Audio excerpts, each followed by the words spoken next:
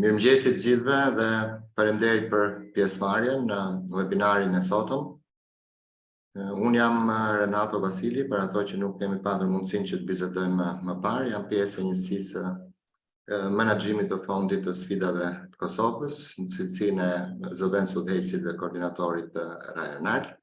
Sikur se ju kemi njoftuar më herët, gjatë shkëmbimeve me email që kemi patur.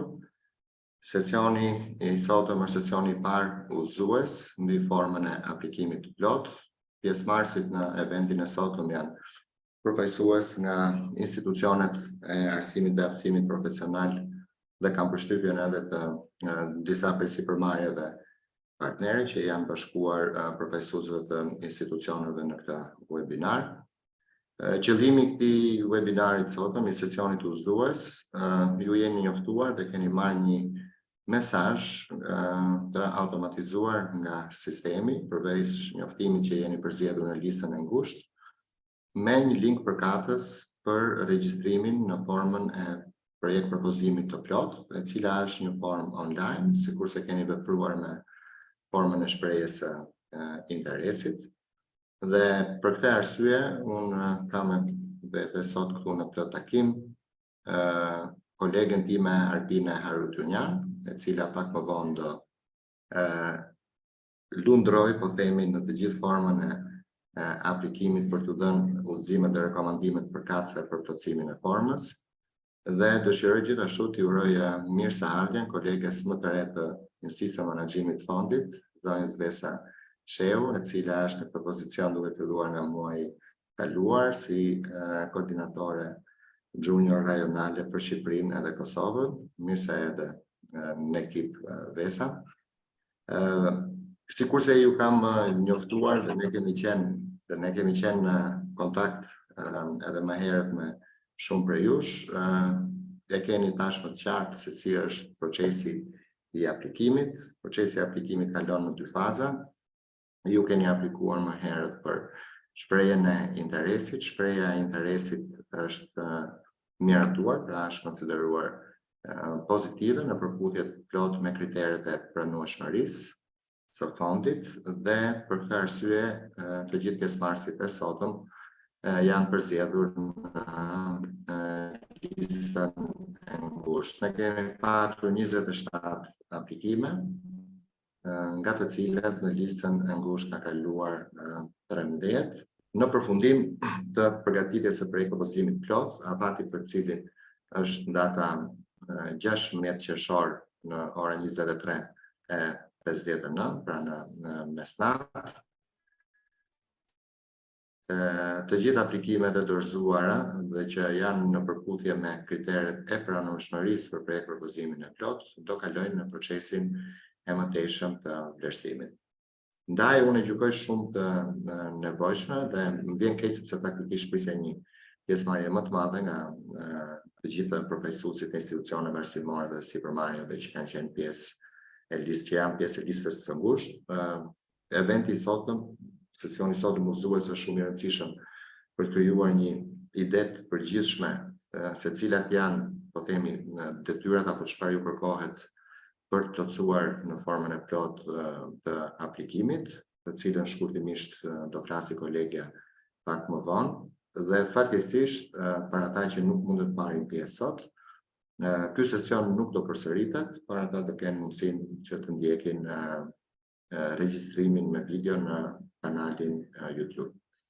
Në mënyrë që të kemi një eksperiencë këndshme dhe të shumë meta teknike, ne kemi gjithashtu sot me ne ekipin tonë të suportit teknik dhe unë do jap fjalën kolegës time Aleksandrës për të ndarë rekomandimet për 𝗏𝗏𝗏.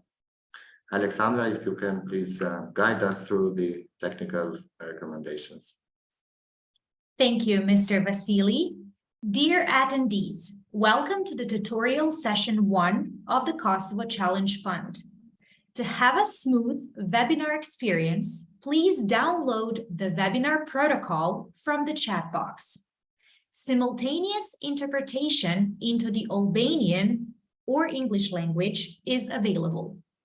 To activate interpretation, click the globe icon on the Zoom toolbar and choose the Albanian or English audio channels. To mute the original sound, press the Mute Original button. To ask questions live, press the Raise Hand button in the Zoom toolbar. To ask questions in written form, choose the Q&A option in the Zoom toolbar. In case you're having technical difficulties, contact our technical support by writing in the chat box. Enjoy the webinar. Thank you. Thank you, Alexandra. Sikurse e shpjegoi edhe kolegja, ju do keni mundësinë që për çdo pyetje dhe përgjigje unë do sugjeroja faktikisht që të presim prezantimin e plot dhe në fund të prezantimit të formës së projekt propozimit plot, ju të adresoni pyetjet qoftë live duke shtypur ikonën raise hand apo edhe në sesionin e chatit sikurse u shpjeguar. Ne do përpiqemi që të përgjigjemi të gjithë pyetjeve deri në përfundim të sesionit. Pa humbur shumë kohë, unë dëshiroj që të jap fjalën kolegës Arbine për të filluar me prezantimin e formës aplikimit. Arbine, the floor is yours. Thank you, Renato. Hello, everyone, and welcome to our first info session on Kosovo Challenge Fund second full application form. We're glad to welcome you here, and I will do a very hands-on introduction of how the full application form looks like for you and what needs to be filled in. For that, I will share my screen and guide you through the application form. So first of all, you have received the invitation link from the system. That following the link, you have probably arrived at the page where it says that the call is announced, and if you accept the terms, you arrive at this page. This is a test application form that I've created myself in order to be able to use it for this info session and introduction purposes. I have done that with an intention to make it look like as it looks like for you, so that you have very hands-on approach and you see what you need to do while you're filling on your applications. Just to show you, I know that a lot of things here will be very familiar to you because this is not an expression of interest stage, but this is a full application stage, and the logic of application filing and entering the information and submission as well is very similar to the expression of interest stage. However, this is an extended version and it asks more information from you because we're finally evaluating your proposals as a full application. Therefore, it has more pages and requests more information. This time, it has 13 tabs or 13 pages under the tab application. Under the tab participants is where you are asked to invite at least 2 of the enterprises that are partnering in your consortium. Now, excuse me.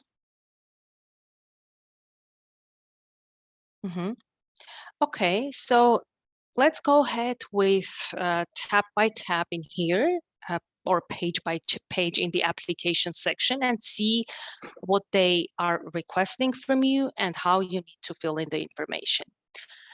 To begin with, I want to tell you that something you already know from the expression of interest is that anything marked with asterisks is mandatory and you need to fill it in. Otherwise, your application will not be considered complete and you will not be able to submit it. Any tab in the application that has already been started shows in progress. If it's not started, it shows not started. In case you complete the tab, it shows completed. So you have to have all 13 tabs or pages under the application completed in the status so that you can invite the participants and they can do their contribution that I will explain a little bit later, and then you're ready to submit your application. Just a quick notice on this. The deadline is 16th of June. We have enough time, quite sufficient time. However, it is important to mention that inviting the participants should not be left to the last moment. Our experience with both challenge funds shows that applicants are sometimes leaving these functions to the last moment. And due to the technical issues, we sometimes have problems and we sometimes have to take extra measures to help applicants to do the final submission. Therefore, we strongly recommend you do this in a timely manner. Now, what does the application form consist of? It consists of identification information, first of all, because we want to know who are the VTI or the VTIs that are partnering in this consortia and their partnering enterprises. So general identification information on them up to the tab 4. Then it goes the information request about cooperative training situation, existing situation, both in the VTI and in the partnering enterprises, because we want to understand what is the current situation, capabilities, resources, and means that you have at hand, and the experience that you have accumulated so far that could be an indicative factor for us to understand what is the capability of you for implementing what you're applying for. Then it goes to the project summary or project rationale, because we want to understand what is the project in here. It opens up a little text that I will show later. Then it goes the training detail, cooperative training details that you're applying for, and then the financial information, annexes, and declaration.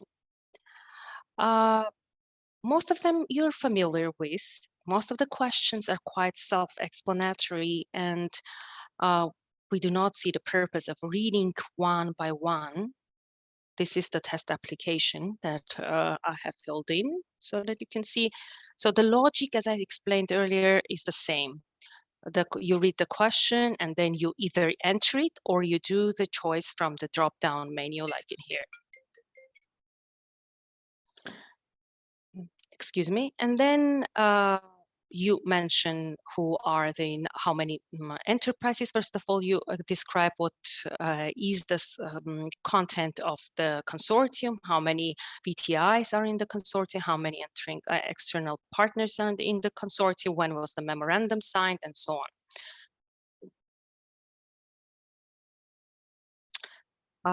Then it goes the information that we're requesting about the leading applicant. Again, this is mostly an identification data, the name, when was it licensed, the license date, the VAT number, tax number, the contact details.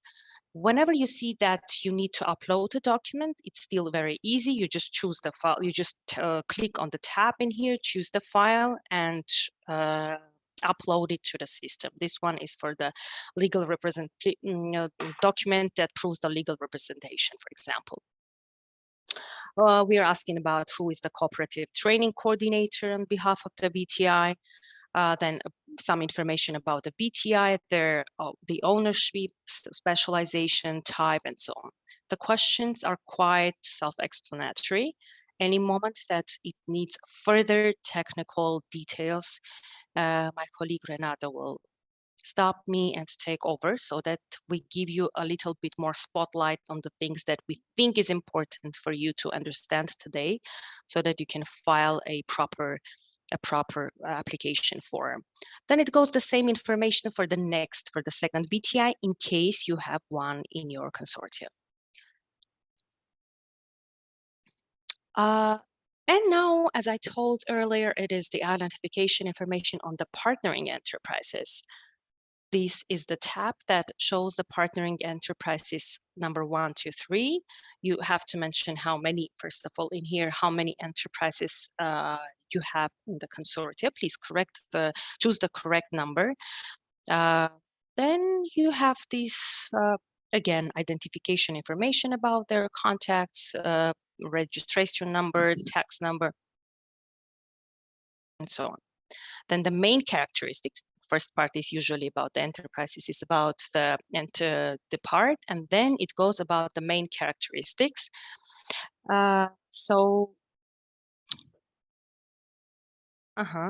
Again, most of the questions are self-explanatory. Here we are asking you to indicate in which of the city programs that you are proposing in your full application form the enterprise is involved in. The same information we are asking you to repeat about the enterprise 2, which is mandatory. You know that in the consortia there have to be 2 enterprises at least. Then 𝗵𝗵, I can step in just quickly, please. Thank you. Në atë fushën që shpjegoi kolegja, ku duhet vendoset, if you can please, 𝗵𝗵, go to the city program field that has to be filled in for each and every enterprise. You just explained that. Yeah, I'm going there. Okay, here. Kjo është shumë e rëndësishme. Ju e dini nga aplikimi më parshëm, pra i shprehjes interesit, që një nga kriteret kryesore të pranueshmërisë është që për secilin nga programet e trajnimit bashkëpunues duhet të ketë 2 sipërmarrje. Në rasti kur ka më shumë se një program të trajnimit bashkëpunues, këtu ka 2 opsione tjera, ose mund të jenë 2 sipërmarrje duke konsideruar faktin që këto trajnime bashkëpunuese janë të të njëjtit sektor, ose nëse janë në sektor të ndryshëm, duhet të jenë 2 sipërmarrje tjera për trajnimin tjetër bashkëpunues në sektorin përkatës. Pra nëse ka 2 programe të ndryshme, atëherë duhet të kemi 4 sipërmarrje, nëse janë 3 programe të ndryshme, atëherë 6 e kështu me radhë. Ndaj është shumë e rëndësishme që te kjo fushë ju të indikoni për secilin nga sipërmarrjet në cilin program të trajnimit bashkëpunues ata marrin pjesë. Pra, ata janë bashkuar konsorciumit për cilin nga këto programe të trajnimit bashkëpunues, të cilat ju pastaj do t'i shpjegoni më tej në seksionin 9, do e shohim gjatë prezantimit. Thank you, 𝗵𝗵. Thank you, Renato, for explanation. Now, going to the next page, I want to mention that in here, we are just asking you a question whether you have any additional enterprises in your consortia. Sometimes there are consortia that have even up to 10 enterprises partnering in their project. You know that up to 10 is available. Minimum 2 to 10, up to 10 enterprises can be partnering. If that's yes, then it will start opening the same tabs for the rest of the enterprises. If that's no, then you're still fine to click no and go ahead with the application. Then these from 5 and 6 are about the cooperative training in the BTIs and in the partnering enterprises furthermore, but the existing situation that we're requesting from you. We want to know who will be the cooperative training coordinator assigned from behalf of the BTI. What is the current situation and practical in-company trainings that are held within the WTI, what resources you have that could be human resources, that could be technical resources in the form of the teaching material, for example. Again, the wording here, the text format that we're requesting you is a narrative format, which is an open-end question. Therefore, you are entering the information to the best of your knowledge and but still having in mind that they have only 500 characters availability to enter. Therefore, they have to be precise, accurate, to the point, and include the most critical and important information that will best expose your project for the evaluation team. And again, about technical resources, what facilities do you have, what technical means that are being introduced, are being used in your VTI, and so on. Do you think that you need anything to add in here content-wise, Renato? Because the questions are self-explanatory here. I will probably just... No, I don't think, as you rightfully said, the questions here have their, below each and every question, you have the description of what you're supposed to fill in. I'll just maybe quick notes, speaking in Albanian. E gjithë ky seksioni është për kushtet aktuale, pra në cilin gjendje është institucioni I arsimit dhe I arsimit profesional në momentin e përgatitjes së këtij projekt propozimi. Ndaj edhe për secilin nga seksionet në fushat përkatëse, për shembull për pjesën e ambienteve të trajnimit, pjesën e makinerive dhe pajisjeve, të materialeve mësimore të mësuesve, lutem t'i përshkruani me detaje se sa ambiente mësimore përdoren aktualisht për këtë program trajnimi që ju keni propozuar, cilat janë materialet që keni në dispozicion sa mësues marrin pjesë në këto trajnime, në mënyrë që t'jetë qartë për vlerësuesit që ta lexojnë në të ardhmen, se cila është gjendja aktuale, pastaj çfarë propozohet dhe cilat janë nevojat tuaja për përmirësim, meqense se keni aplikuar për një shumë të caktuar për t'ju suportuar financiarisht. Thank you, Arpina. You may go on. Thank you, Renato. Okay, so the next one is the same logic of the question, the same series of questions, but we're asking about the partnering enterprises with the intention to understand what capability, past experience, resources, and methods they have working with the cooperative training materials with the VTIs.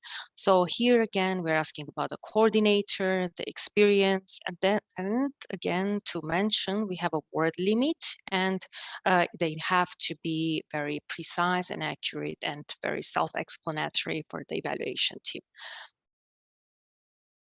The questions here again are quite self-explanatory. We're asking about the training capacities, about the resources you have, and so on. And the same information, we're asking for the partnering enterprise too. So it repeats for as many enterprises as you have in your consortium. If Renato doesn't take over on anything here, then I smoothly process to the next step. Okay, then I process cooperative training in additional enterprises. So here, if you have additional enterprises, you need to click yes, as we did in the section 4 earlier. And then it opens up the same questions that you had. I think I didn't catch what you said, Renato.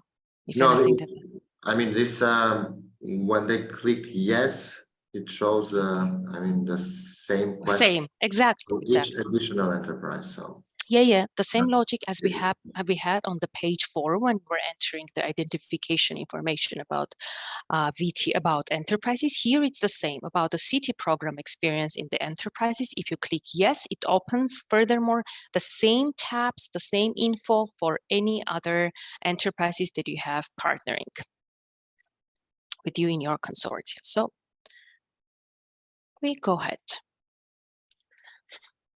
This is the project summary. Here you have plenty of space. We have not put intentionally a word limit here, But again, this has to be very precise, very much explanatory, so that the person that has no idea about your project takes it hand, and even to tell you more is not from Kosovo or from Albania, but any other Balkan country, meaning our evaluation experts that are not necessarily from your country, and have no idea about your context, about your project that you're presenting, take this, read the project rationale, and get the full and precise understanding of what the VTI is expecting from the grant, what are they offering, what intentions they have, what innovation they're going to offer to bring in, how they're going to address one of the biggest targets of our challenge fund, that is to narrow down the gap between the education sector and the labor market, and you address all of these critical issues. You please make sure that you address these critical issues that are listed in our request, in our question, because they're important, they're decisive, they're indicative for making the decision. Next, Renato, you will take over whenever you want to. So I just smoothly process. No problem. Okay, the page 9, we finally arrived to the subject matter. That's the cooperative training programs that are in the core of your application that you want to implement. And in here, in these 2 tabs, you will be able to explain us what are the city programs that you want to do as a VTI and as partnering enterprises together. And you need to give us a little bit of an explanation of these city programs, telling us whether they're new or not, what title they have, what occupations you're going to train, what economic sector you're targeting at, and also in here taking it if whether it is certificate or it has a certificate or accreditation. If not, then we would probably expect that you explain that. I want to jump in here quickly. Please. Për sa i përket pjesës së certifikimit dhe akreditimit, kemi 2 situata, njëra për shkollat publike, për institucionet publike arsimore, dhe tjetra për institucionet private. Institucionet publike kanë një validim të programeve, qofshin të reja apo ekzistuese nga Ministria e Arsimit dhe Shkencës. Nuk kanë detyrimin për të ndërzuar një, po themi, dokument akreditimi apo certifikimi, sepse nuk ka një tillë. Mund të jetë proces, mund të jenë planet e Ministrisë dhe shkollat publike do kalojnë në procesin e akreditimit, por për momentin që flasim, nuk ka një detyrim tillë për shkollat publike. Ndërsa për institucionet private, nëse kemi tek pjesëmarrësit sot profesorës të institucioneve private arsimore, akreditimi i një programi është i rëndësishëm që të shpjegohet, sepse është një nga kriteret, po themi, të pranueshmërisë dhe të përzgjedhjes.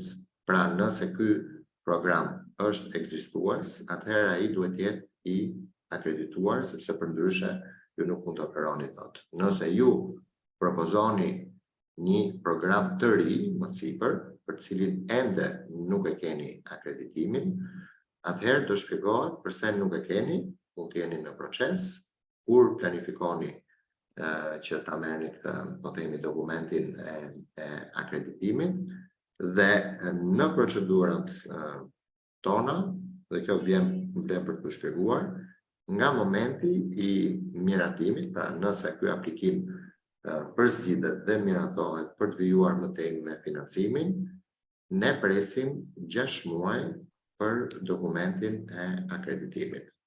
Dhe brenda këtyre 6 muajve, ideja është të përkoj kjo periudhë me periudhën e vlerësimit teknik, negociata, fazë negocimi që ne e quajmë, përgatitjes së marrëveshjes financimit dhe fillimin e prokurimeve.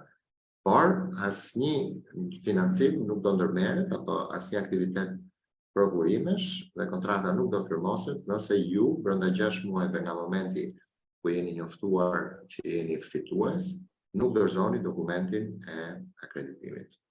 Dhe ju lutem që shpjegimet për këtë pjesë, qoftë për po, qoftë për jo, në pyetjen a i keni dokumentin, të jenë të qarta, sikurse e tha dhe kolegja më përpara, ata që do lexojnë përveç nesh në Agjencinë e Menaxhimit të Fondit që bëjmë vlerësimin e parë të çdo projekt propozimi, por vlerësuesit që bëjnë piksimin, që bëjnë vlerësimin dhe piksimin në një moment të dytë nuk janë nga vendet ku ne operojmë, dhe qëllimisht nuk janë nga vendet ku ne operojmë, pra janë vlerësues të pavarur, të huaj, dhe për to duhet jetë e qartë se si qëndron, si është situata për secili nga aspektet që kemi shpjeguar deri tani, por në veçanëri për ato pika të rëndësishme siç është akreditimi. Thank you, Arpina. You may go on. I guess that you explained probably on this number of the students per Not yet. year. Not yet. I was speaking on the accreditation. So. Oh, okay. So here we have what I want to draw your attention to is that we have two types of the trainings in the terms of duration. That's short-term trainings that last up to 1 year, which means up to 12 months, or long-term that last more than 12 months, more than 1 year. In that case, we are asking for you to select it. If that's per se short-term training and it's up to 12 months, then the duration here that you specify should indicate the months, 8. But in case this is a long-term program, then the number here you indicate will show the years, 2, for example, or 1. So this is how we will understand it. For the number of the students per year first, and for the second year and the third year, Renato, I kindly ask you to take this over, please. Yes. Thank you, Arpina. Një sekondë tutto. Kjo është një pjesë shumë sensitive e përgatitjes informacionit në këtë, po themi, seksion, përsa i përket programit të trajnimit bashkëpunues, që lidhet kryesisht me numrin e studentëve. Atëherë, ju keni prezantuar, po themi, apo shprehur disa numra indikativ në shprehjen e interesit, në aplikimin për shprehjen e interesit, që kanë bëjë me numrin e studentëve për vitin e parë dhe numrin e studentëve për vitin e dytë. Dhe normalisht këto numra janë vendosur duke patur parasysh kriterin, por edhe një lloj, po themi, planifikimi që ju keni bërë për numrat, pra për kapacitetin që do zgjerohet me studentët e rinj dhe kapaciteti i cili do zgjerohet nëpërmjet financimit të fondit. Tani përsa i përket seksionit ku thot numri i studentëve që është në një dieta, po numri i studentëve për vitin e parë, këtu ju duhet të vendosni numrin e studentëve që parashikohet të regjistrohen në vitin e parë të programit të trajnimit bashkëpunues. Në rast se është ky program, siç e shpjeguam më përpara, në rast se ky program është long term, pra është afatgjat, atëherë ju do vendosni numrat që prisni për studentët në vitin e parë. Nëse është afatshkurtër, nuk ka nevojë për shpjegim numrat e studentëve për atë program që është më pak se një vit, pra që marrin pjesë në atë program specifik në një vit. Kalojmë në vitin e dytë të projektit, dhe këto janë vitet të projektit siç ne e shohim projektin, pra është viti i parë, viti i dytë dhe viti i tretë. Në vitin e dytë të projektit, ju do vendosni numrat e studentëve që parashikoni që do regjistrohen në vitin e dytë të projektit. Por këto numra për programet që janë afatgjata duhet të përfshin, pra është progresive, edhe numrat e vitit të parë. Në qoftë se ju në vitin e parë keni patur 15 studentë regjistruar dhe ky është një program afatgjat 3 vjeçar, do regjistroheni edhe 20 në vitin e dytë, atëherë totali në fund të vitit të dytë është 35 dhe jo 20. Në rast të kundërt, ne nuk do ta konsiderojmë, sepse kemi pasur shumë raste që janë skualifikuar për shkak se numri i paraqitur nuk është i mjaftueshëm për sa i përket kritereve të pranueshmërisë. E njëjta logjik është edhe për trajnimet afatshkurtra. Ju keni patur, po themi, 15 apo 20 studentë regjistruar në vitin e parë për trajnimin afatshkurtër, i cili mund të zgjasë, po themi, 6 muaj, dhe keni edhe 20 apo 30 studentë të tjerë për të njëjtin program I cili do implementohet edhe në vitin e dytë të projektit. Edhe këtu duhet vendosur numri progresiv pra viti I parë me vitin e tretë. Dhe e njëjta logjik shkon edhe për vitin e tretë të projektit. Pra, për trajnimet afatgjata, regjistrimi I vitit parë, vitit dytë, shto dhe numrin e studentëve që parashikohen në vitin e tretë, dhe për trajnimet afatshkurtra, sa u regjistruan në vitin e parë, sa u planifikohet regjistruan në vitin e parë, sa planifikohet regjistruan në vitin e dytë, dhe sa në vitin e tretë. Pra shifra që do vendoset në fund është progresive, dhe jo që I përket atij vitit të caktuar. Përsa I përket fushës 9115, numri I trajnimeve të përsëritura përsa I përket periudhës 3 vjeçare, atëherë këtu vlen të shpjegohet dhe kam përshtypjen që është shpjeguar më shumë në detaje në shprehjen e interesit, pra në forma aplikimit të shprehjes së interesit, për një program afatgjat, pra për një trajnim afatgjat, I cili mund të jetë 3 vjeçar. Numri I trajnimeve të përsëritura për periudhën 3 vjeçare është 1. Pra nëse programi është afatgjat. Nëse programi është 2 vjeçar, pra është prapë afatgjat, por është 2 vjeçar, atëherë do jetë prapë 1 për periudhën 3 vjeçare. Nëse është 1 vjeçar, që është pika, po themi, e ndarjes ndërmjet afatshkurtër dhe afatgjat long term edhe për institucionet publike nuk ka 1 vjeçar, por marrim rastin sikur është, atëherë do jetë 3. Nëse trajnimi është më pak se sa 1 vit, po themi 6 muaj, dhe ky do përsëritet në të gjithë periudhën 3 vjeçare të kozjatjes së projektit, atëherë maksimumi I numrit të trajnimeve të përsëritura do jetë 6, pra 6 × 6 muaj, 36 muaj që bëjnë 3 vite. Ose sa herë mendoni ju që ky trajnim do përsëritet.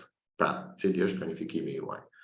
Për pikën 9116 më poshtë, edhe kjo është shumë e rëndësishme, numri vendeve të trajnimit, të cilat ofrohen nga sipërmarrjet partnere në konsorcium. Kjo është edhe arsyeja pse ekzistojnë sipërmarrjet partnere në konsorcium, pra pse ato janë për të ofruar nga dishmërinë e tyre nëpërmjet burimeve njerëzore dhe teknike, po themi, për të ofruar mësimin praktik për studentët. Atëherë është shumë e rëndësishme që ne të dimë se për këto, siç keni shprehur më sipër, numrat e studentëve, për shembull, po themi, në vitin e tretë, ju planifikoni që në mënyrë progresive do keni 80 studentë në këtë program. 20 vitin e parë, 30 vitin e dytë, edhe 30 vitin e tretë. Pra, në të njëjtën kohë, në vitin e dytë ju do keni 50, në vitin e tretë ju do keni 80 studentë. Në varësi të kurikulave, edhe të përcaktimit që ka kurikula për mësimin praktik në vendin e punës, ju duhet bëni përllogaritje se sa vende trajnimi duhet të jenë në një sipërmarrje për të mundësuar trajnimin praktik për këto studentë. Shpesh ne shikojmë, dhe këto janë raste që janë skualifikuar, që është vendosur 1. Ndërkohë që nga ana tjetër është propozuar që të ketë 70 studentë. Një vend trajnimi në një ndërmarrje për 70 studentë nuk funksionon. Atëherë numri vendeve trajnimit në ndërmarrje ose në të gjitha ndërmarrjet, sipërmarrje të kombinuara, duhet të jetë minimalisht saç është numri I studentëve të propozuar në mënyrë progresive në vitin e tretë. Dhe ky numër I vendeve të trajnimit në sipërmarrje, diku më herët në seksionin e tretë, në mos gaboj, ju duhet të përcaktoni dhe numrin e stafit që ka një sipërmarrje. Numri total I vendeve të trajnimit ofruar nga sipërmarrjet duhet jetë më I madh ose I barabartë minimalisht me numrin e stafit që punon në këto ndërmarrje. Pra nuk mund të kemi një ndërmarrje mikro me 5 zveta, tek e cila ju propozoni që dërgoni 25 studentë për trajnim praktik.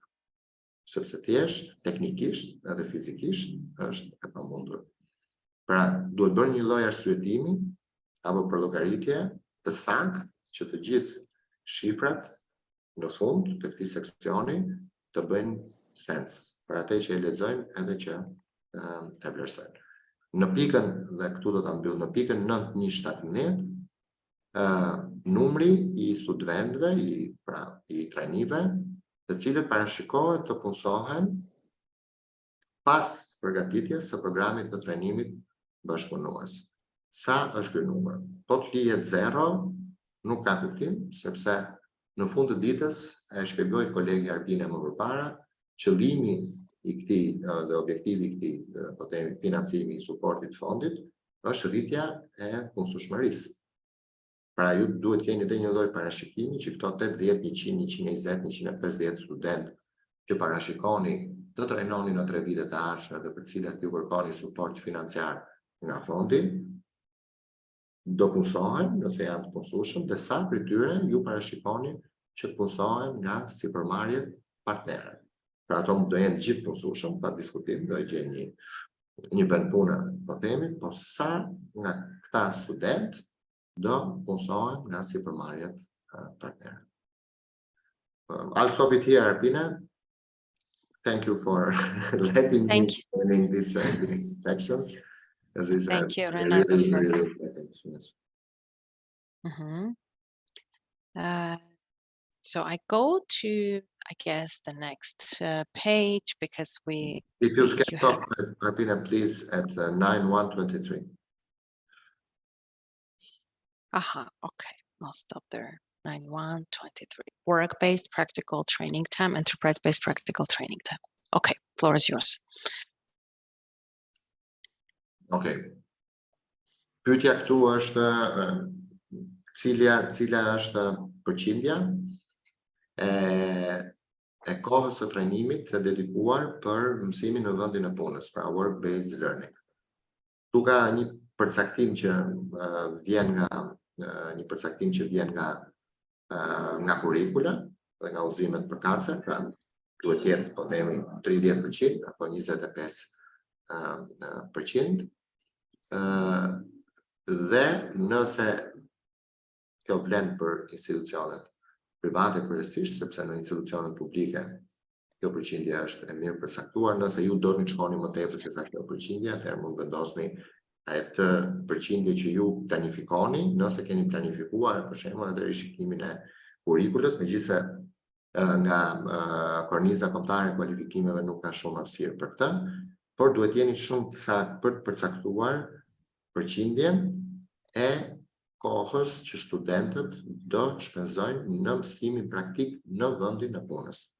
Pra jo në mësimin praktik në total, i cili kombinohet ndërmjet mësimit praktik në institucionin arsimor dhe në sipërmarrje, por në seksionin 9.1.23 do përcaktoni përqindjen për në vendin e punës dhe më poshtë tek 9.1.24 shpjegoni se si projekti 𝗏𝗏, Arpina, just a small remark here as we're going through the sections, is a KCF project, not the RCF. I mean, the scope of the course. Yes, you're right in here. RCF, okay, good. Yes, we take the note of it and minor change. Yes, we take the note of it. Në seksionin 9.24, pra se si ky projekt, për cilin ju kërkoni financim nga fondi i sfidave të Kosovës, do ndikojë në rritjen e përqindjes së mësimit në vendin e punës. Pra duhet të jepni një arsyetim të shkurtër, a ndikohet, pra një nga po themi alternativat mund të jetë që ju në bashkëpunim me sipërmarrjet, dhe ky është edhe qëllimi i bashkëpunimit me sipërmarrjet funditës, rishikoni kurrikulën dhe ju i gjykoni të arsyeshme që duhet të ketë jo 25% apo 20% mësim praktik në vendin e punës, por ky duhet të jetë 35%.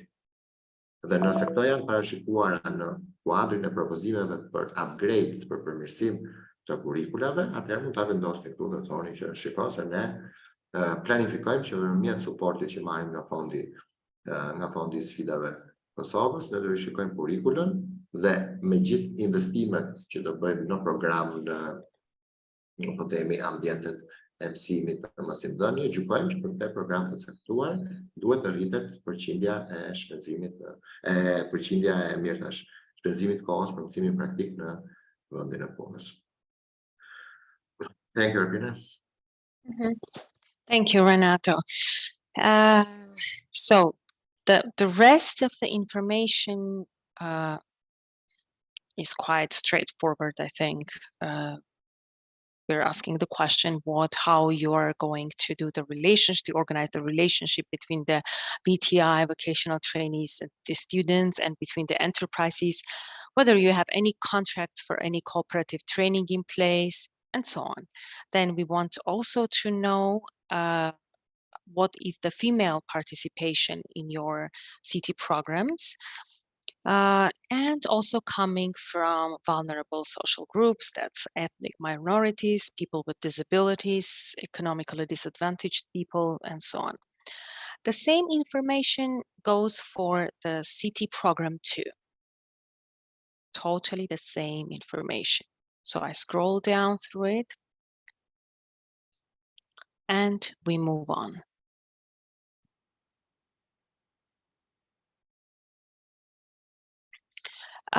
In this section 10, we are intending to learn what project implementation activities you are planning to take over in order to deliver the city programs.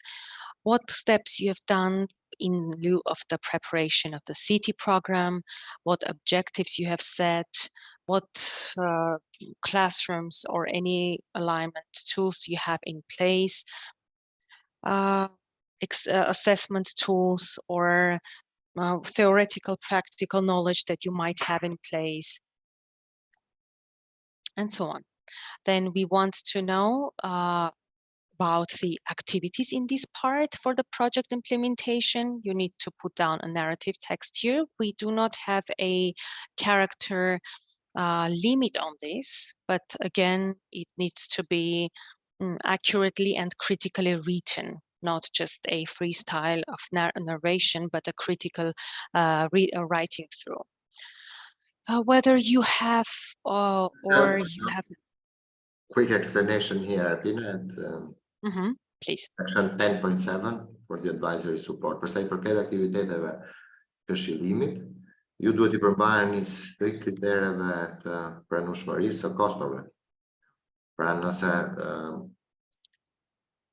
suporti për aktivitete këshilluese është I pranueshëm, është eligible, pra këto kosto njihen nga fondi, por njihen ato kosto që kanë të bëjnë me aktivitetet e propozuara në kuadër të këtij projekti, pra nga momenti ku ju përzidheni dhe në vijim. Aktivitetet tjera këshilluese që kanë ndodhur më përpara, qoftë për përgatitjen e këtij projekt propozimi, po themi, nëse keni angazhuar konsulent, apo për përgatitjen e dokumentacionit për të aplikuar për akreditimin në Agjencinë Kombëtare të Kualifikimeve, apo aktivitetet tjera këshilluese në tërësi për konsorciumin të programeve të trajnimit bashkëpunues që kanë ndodhur përpara këtij aplikimi, nuk merren në konsiderat. Pra ne nuk bëjmë agesa të po themi faturave apo kostove në mënyrë retroaktive. Por kostot e parashikuara, aktivitetet e këshillimit të parashikuara në këtë seksion, në kuadër të përgjithshëm të programit të trajnimit bashkëpunues, janë eligible, janë të pranueshme vetëm nga momenti ku ju përzidheni si konsorcium në vazhdim. Thanks, Arpina.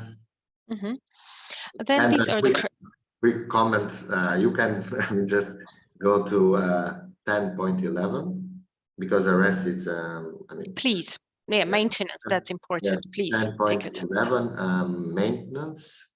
Yes, këtu ju kërkohet që të përgatisni një përshkrim të shkurtër për aktivitetet aktuale të mirëmbajtjes dhe se si këto aktivitete ndodhin, dhe kjo është për arsye sepse edhe këtu kosto e mirëmbajtjes është një kosto e pranueshme. Po kosto e mirëmbajtjes është një kosto e pranueshme për makineri, pajisje, rinovime dhe çdo gjë tjetër që blihet apo që prokurohet nëpërmjet suportit të fondit. Atëherë, ju duhet shpjegoni që ata që e lexojnë dhe për ne fond që të kuptojmë që të gjitha makineritë dhe pajisjet ekzistuese përveç atyre që do blihen, ndërtesa, ambiente të tjera mos i ndonjës, kalojnë nëpër një proces mirëmbajtje të rregullt Dhe për këtë arsye, duke qenë se kalojmë në një proces të rregullt përmbajtje, funksionaliteti i tyre, pra i makinerive pajisjeve, garanton vazhdimsinë e projektit. Kjo është ajo që duhet vendoset këtu dhe që unë për shembull po t'isha vlerësuesi, do doja të lexoja. Pra, a ekziston ky koncept? Dhe më poshtë ju keni dokumentin përkatës në Excel se si bëhet përllogaritja e kostove të mirëmbajtjes. Thank you, Arpina. Thank you. The next section, 10.13, is about the career guidance and counseling. The questions here too, from 10.13 through the end of the section, are very much straightforward, I would say. Renato, if you have anything to add on these? Not really. Yeah, neither do I. They're self-explanatory and straightforward. So anything that you need to upload into the system, please. I would quickly stop here at 10.19.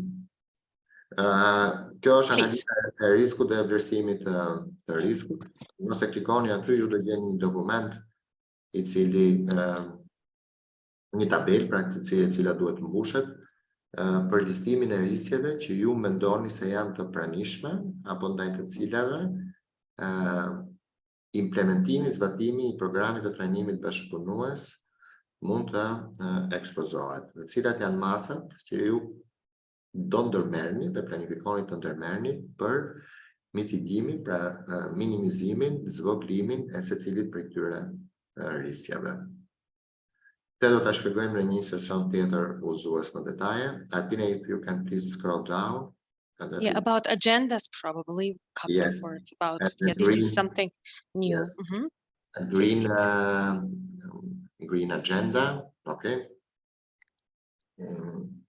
Tu kemi, ky është një koncept që faktikisht është futur në thirrjen e kaluar, në thirrjen e dytë të Fondit Rajonal të Sfidave, për sa i përket pjesës green, dhe ne këtu kemi ndarë në dy seksione që është shumë e rëndësishme për ne. Këto janë pjesë e kritereve të ambicjes, pra që shpjeguam deri tani, janë pjesë e kritereve të ambicjes dhe ka një vlerësim përkatës. Për sa i përket qasjes green, këtu kemi dy momente, një e para, a ka procedura, udhëzime, procese brenda institucionit arsimor dhe sipërmarrjeve në lidhje me mbrojtjen e mjedisit dhe me parimet e qëndrueshmërisë, të cilat implementohen pra nga institucioni arsimor dhe nga sipërmarrjet partnere. Dhe e dyta, ky projekt i cili propozohet, pra programi i trajnimit bashkëpunues dhe projekti i tërësisë, sepse mund të kenë më shumë se sa një ose dy ose tre programe të trajnimit bashkëpunues. Cilat janë elementet apo komponentët brenda këtyre programeve, të cilat kontribuojnë në eficiencën e energjisë, në qëndrueshmëri apo edhe në aftësitë apo shkatësitë green që i duan studentëve. Pra, a kanë dy momente, duhet keni parasysh këtu. Një e para është programi në vetvete, kurrikula e këtij programi të trajnimit bashkëpunues. A përmban komponent apo element të shkatësive për green, mund të jetë një program tërësisht i ri i propozuar nga ju, dhe kjo është mos e pranueshme dhe e mirëpritur që të jetë për shkatësitë green, pra mund të jetë për teknikë të montimit mjeshtra të paneleve fotovoltaike, paneleve diellore, apo të sisteme ngroje ftoje për që kontribuojnë në eficiencën e energjisë dhe kështu me radhë. Ashtu sikurse investimi në vetvete që ju parashikoni, pra nëse keni kërkuar një sasi, një shumë të caktuar për rinovimin e ambienteve mosimore, apo keni propozuar blerjen e makinerive dhe pajisjeve kështu me radhë. A kanë këto investime element të eficiencës së energjisë, a janë miqësore ndaj mjedisit e kështu me radhë. Pra, këtu keni parasysh që merrni pak kohë dhe t'i shpjegoni nëse ka, është një nga seksionet që normalisht, po sikurse gjithë tjerat, po më tepër kjo, I cili do vlerësohet përkatësisht me fiksimin për katës. Thank you, Arpina. Thank you, Renato. Let's move on to one of the most exciting parts of the project, that's budget. You know that our calls are starting with Kosovo Challenge Fund, particularly starts with €100,000 and the maximum ceiling amount is €600,000. This is the amount that you can file your applications for. This is the budget breakdown or how the budget looks like. This should be very much familiar to you on how you need to use it, as you have done it in the expression of interest stage. But to mention again, it is working with the principle of Excel. So it does the sum up itself, sums up for each of the budget heading at the top, you can see with the bold letters, and then eventually sums up for everything at the end, where it shows how much grant was requesting, how much was the matching contribution or co-financing, and then the total. Renato will have his share on this. I'm sure a lot of light to spread on this, but just to give you a very quick overview is that here we're expecting you to give us a short description or a rationale as to why do you need those funds, where you will be using. For example, if you're saying that you're using it in investment stage and having it for the facility adaptation, you kind of at least briefly let the evaluation team know why do you need that adaptation, how is that helping to deliver your city program better, and so on, how is that helping the process, and so on. For all the lines, for the major chunks, you at least give the little explanation, rationale behind the resources, funding resources that you're applying for. Matching contribution, you would know from the expression of interest, is a mandatory requirement, and it is at least 10% of the total requested funds. We want you to here in the section 11.4 to explain how the matching contribution will be done, explaining what exactly the matching contribution will include, meaning utilization cost, some salary, some running costs or operational expenses. We just want to understand how you're going to contribute to the process. And in here, we are expecting that you will mention the amount in euro. Co-financing is something that is not mandatory, unlike matching contribution, but it is desirable if you have the opportunity to find another financing source that could help and extend a hand for you to implement this project, then it's maybe an added value, and you are requested in here to explain what is the source of that co-financing. That might be any state agency, that could be any external partner, someone from the private sector, that could be the fund or benevolent fund or anything else. We will request you to put down some little explanation about that in this 11.6 section. Then here, you will need to put down this number, grant total requested. You will just copy and put down in here. This is the number. Please do not put down any word euro or anything here. Don't do it. It is just a number in here. It will just you will just need to fill in the number, copying from requested grant funding total. That's it from my side, Renato. Please take the floor if you have anything else to add. Thank you. Thank you, Arpina. Në lidhje me këtë seksionin e buxhetit, ju keni bërë një parashikim në shprehjen e interesit. Është një formë, po themi, më e thjeshtuar se sa kjo është më detajuar. Ne nuk do zgjatemi sot.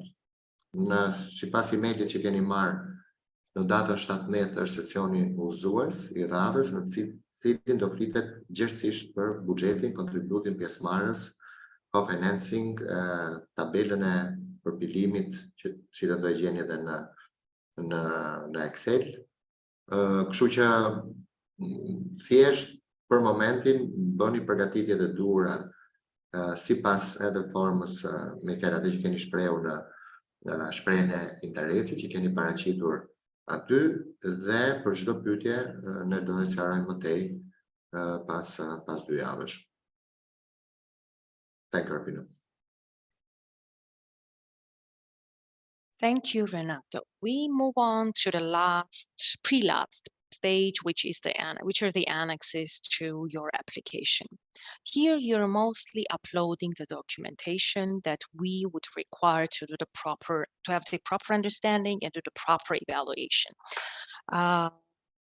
Meaning the activity plan for the full application. The system works like this. You do this, you click on it, then it uploads into the system. So you either have to have it on an external drive or an internal drive. So you upload it as usually you do with all other things. It's very friendly, user-friendly, and you have probably done this too in your expression of interest, and you know how to do it. In the 12.2 and 12.3, we're asking to put down the financial statement of the VTI for the last 2 years, for the VTI or VTIs, if you have 2 VTIs, and the same information for the last 2 years financial statement, for the last 2 fiscal years financial statement, we are asking for the partnering enterprises too. So if you have, let's say, 8 partnering enterprises, then you have to have 8 reports coming from 8 enterprises, and here uploading them. Here we have a little bit more detailed budget, so you will need to, in Excel, you will need to fill it in and again upload it here. It gives us a little bit more breakdown and understanding what you're applying for, because the previous page was a brief version. Here we have assets management register, maintenance register, and again you will be required to fill it in and upload it back.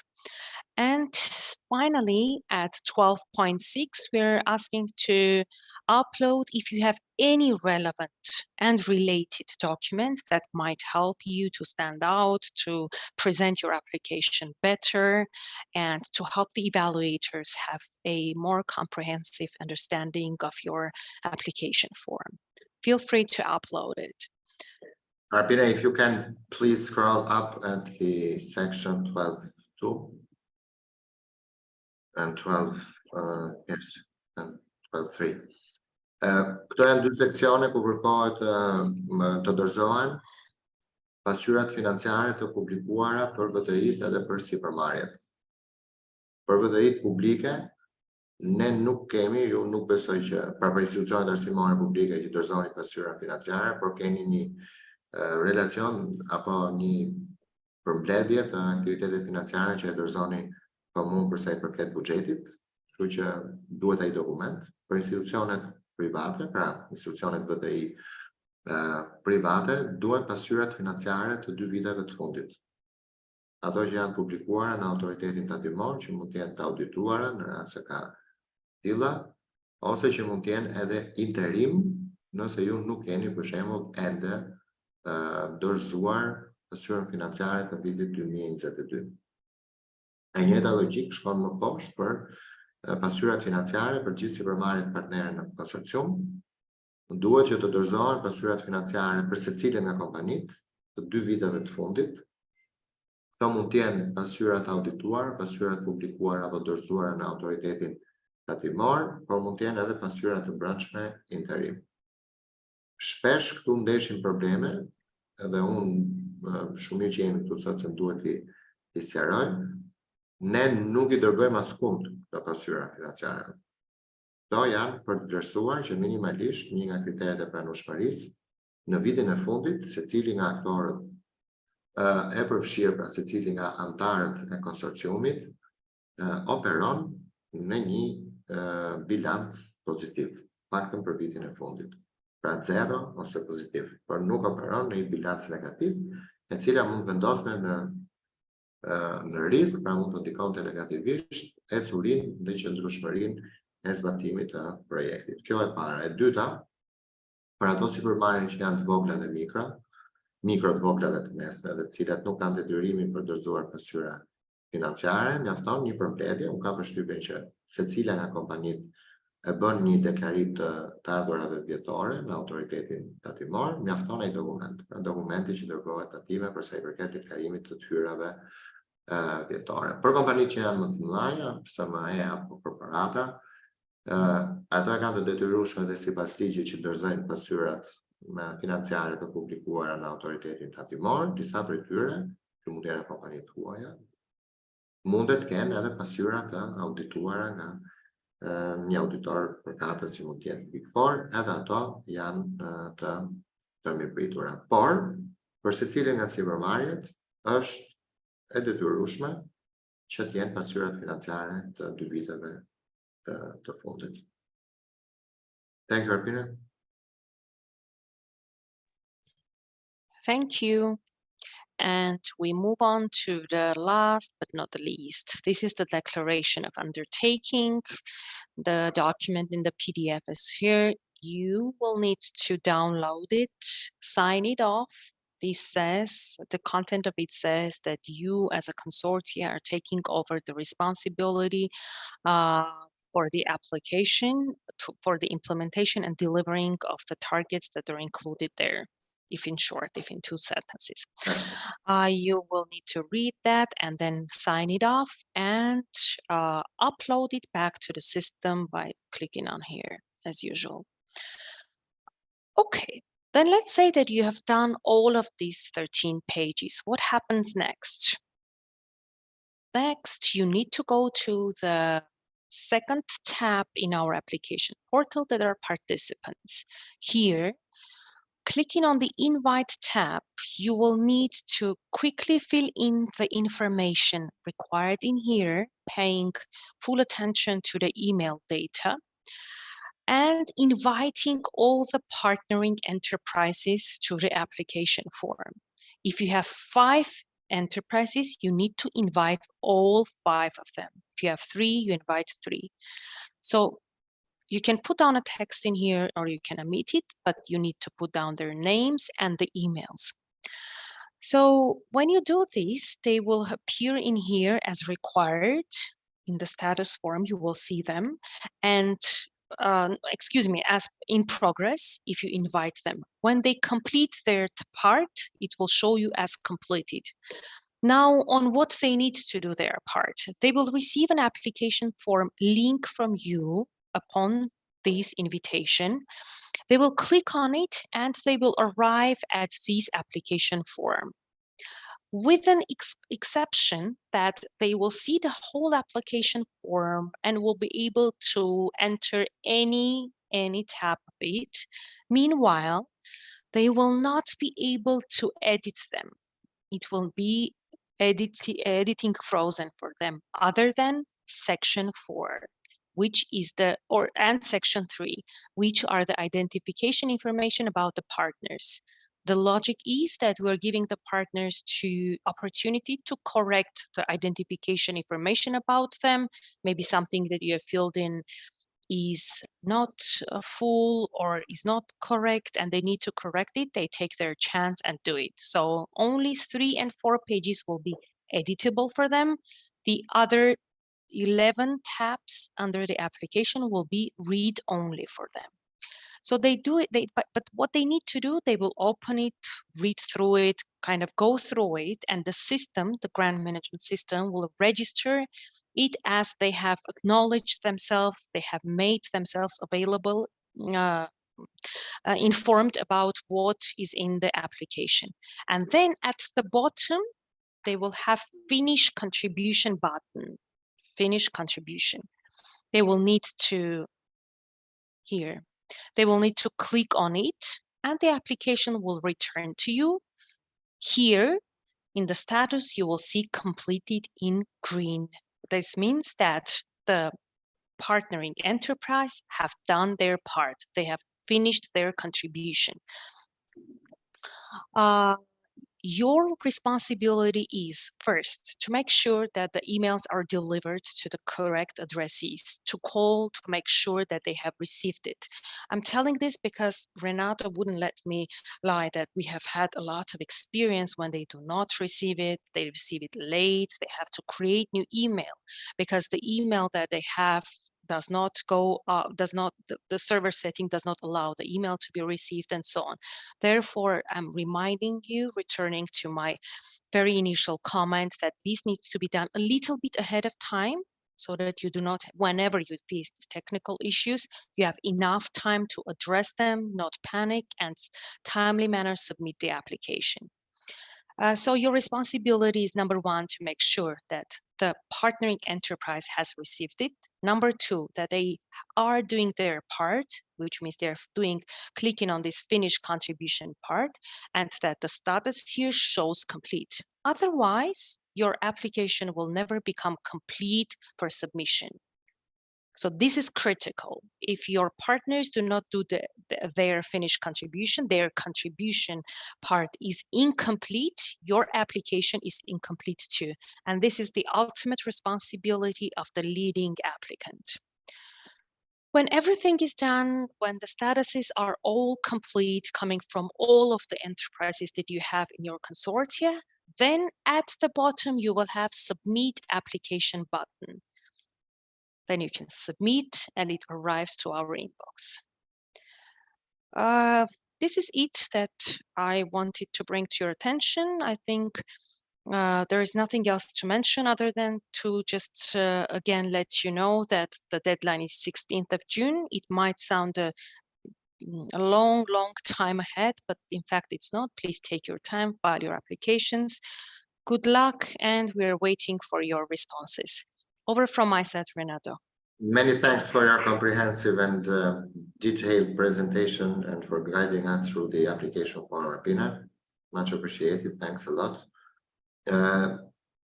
We have around 15 more minutes for questions and answers, if there are any. Nëse ka pyetje që ju lindën gjatë këtij prezantimit të kolegës për formën e aplikimit apo edhe pyetje tjera në lidhje me procesin, ju lutem, keni dy mënyra: ose t'i shkruani në ikonën përkatëse aty në seksionin questions and answers, ose të ngrini dorën dhe unë do ju jap mundësinë që të përgjigjeni, që të pyesni live për çështjet që doni diskutoni. E kuptoj që ky është sesioni i parë uzues dhe ju shërbeu për t'u familiarizuar për ata që faktikisht nuk e kanë që nuk janë përsëritës, pra që e kanë për herë të parë, është shumë ndihmuese. Për ata që janë përsëritës, pra kanë marrë pjesë në thirrje të tjera apo janë edhe fitues në fondin tjetër, pra në fondin rajonal të sfidave. Kjo forma e aplikimit ju jeni familjar me të, edhe nuk është surprizë për ju. Megjithatë, sikurse e thash, duke qenë se sot është dita e parë dhe ju nuk e dia keni patur mundësi që fatkeqësisht nga 13 aplikime që ne duhet kishim sot në sistem, ne kemi vetëm 2. Pra 11 institucionet e tjera, konsorciumet e tjera të përzgjedhura nuk janë regjistruar ende.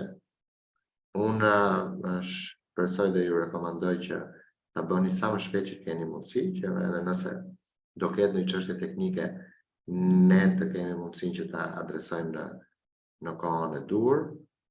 Pra nuk do prisja që keni pyetje nga, po themi, forma aplikimit në cilën keni punuar, por për sa i përket prezantimit të sotëm, kemi zotin Bekim Ermeni, i cili ka një pyetje.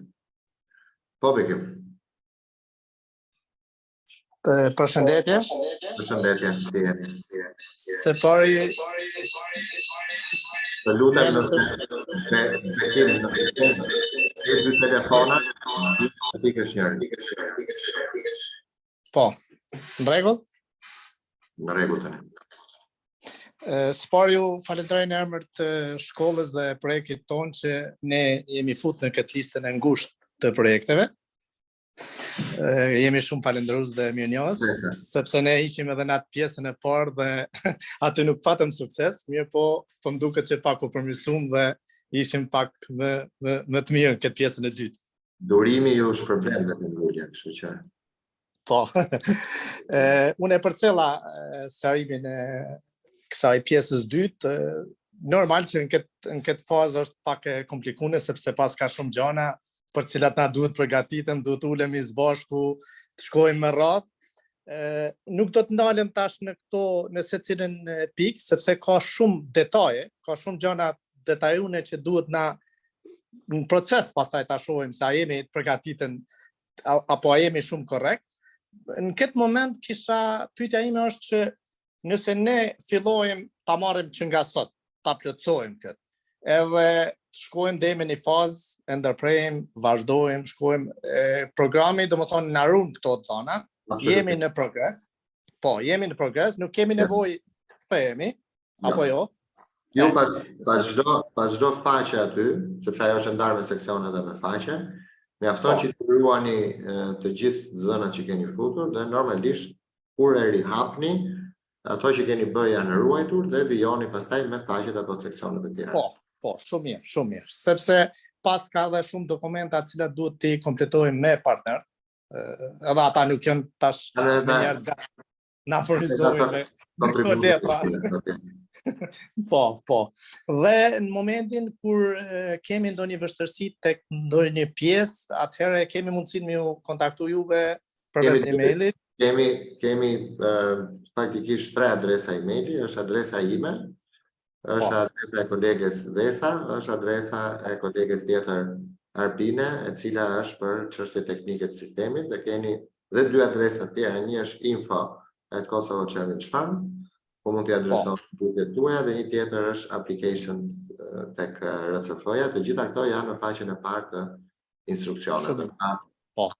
Kudo që ju ta gjykoni të arsyeshme, dërgoni një email edhe ne do ju përgjigjemi brenda minimalisht 48 orësh. Shumë mirë. Atëherë, ashtu siç e tha edhe prezantuesja, nuk pas kemi edhe shumë kohë, po duket që ka shumë, po nuk pas ka shumë. Ne duke filluar nga dita e njoftimit kemi llogaritur diçka më shumë se 46 ditë, procedura 45 ditë. Nuk është shumë kohë, po edhe pak kohë nuk është. Shumë mirë, po. Sa pash këto 2 sesionet ardhshme do të jenë specifike, njëra për buxhetin. Atëherë, faleminderit që e përmendë këtë pjesën të tim, edhe për ty, po edhe për gjithë pjesëmarrësit e tjerë. Ne kemi një sesion tjetër udhëzues në datë 17, pra sot 2 javë në të njëjtën orë, dhe ai sesion do jetë për kriteret e përzgjedhjes, për buxhetin, për kontributin pjesëmarrës, dhe për të shpjeguar ose më saktë për të suportuar ju me informacion të nevojshëm që ju duhet për seksionin për cilin unë fola për green, edhe për eficiencën e energjisë, ne do kemi një seminar apo workshop në datë 31 maj, ku do të flasim për këtë. Shumë mirë. Faleminderit shumë. Faleminderit edhe suksesa. Shumë faleminderit.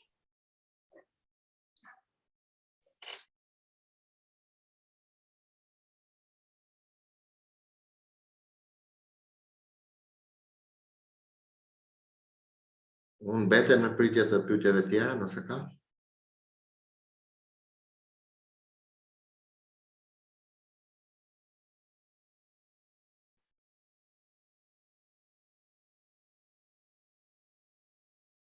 Duke parë tani listën e pjesëmarrësve, po vërej që një pjesë e konsiderueshme janë njerëz me eksperiencë, po themi, për sa i përket përgatitjes së projekt propozimit, qoftë për fondin e sfidave të Kosovës apo fondin rajonal të sfidave.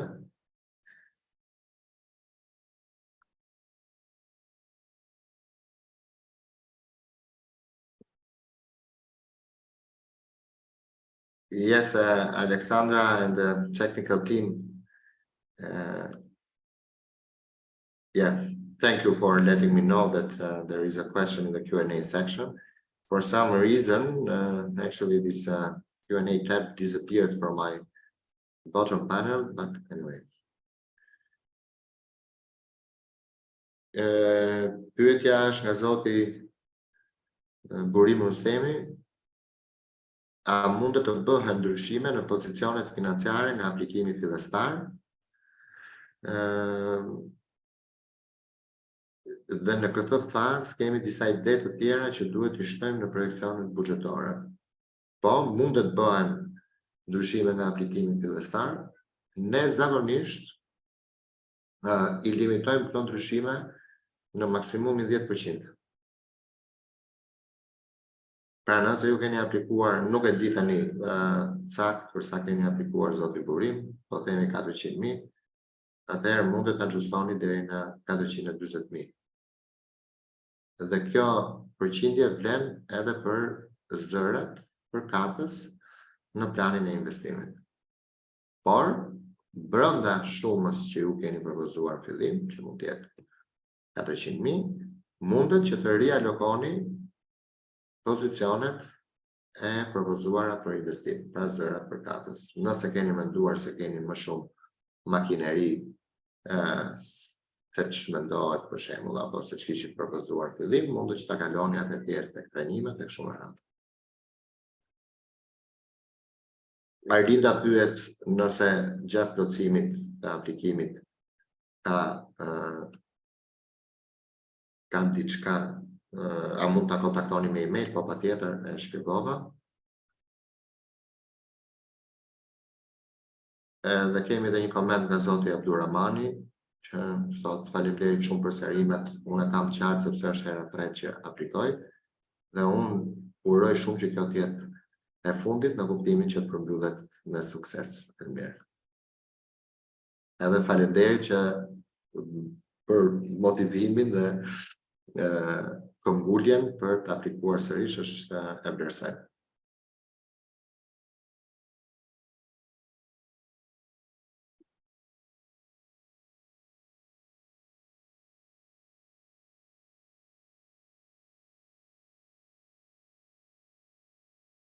Kemi pyetje tjera?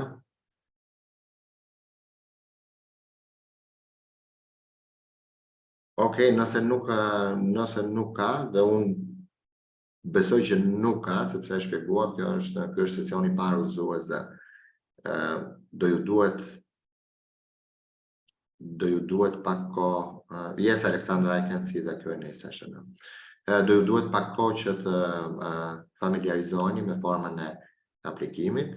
Nuk duhet të dekurajoheni për nga gjatësia, po themi, apo matësia e formës e aplikimit, sepse çdo seksion aty është i menduar në mënyrë shumë logjike, thjeshtë edhe të kuptueshme për gjithë ju, sepse supozohet që jeni përfaqësues po jeni përfaqësues të institucioneve të arsimit profesional, disa prej jush kanë eksperjenca me donatorë tjerë, me programe tjera, me projekte tjera, nuk është hera e parë që shkruani një projekt propozim të tillë.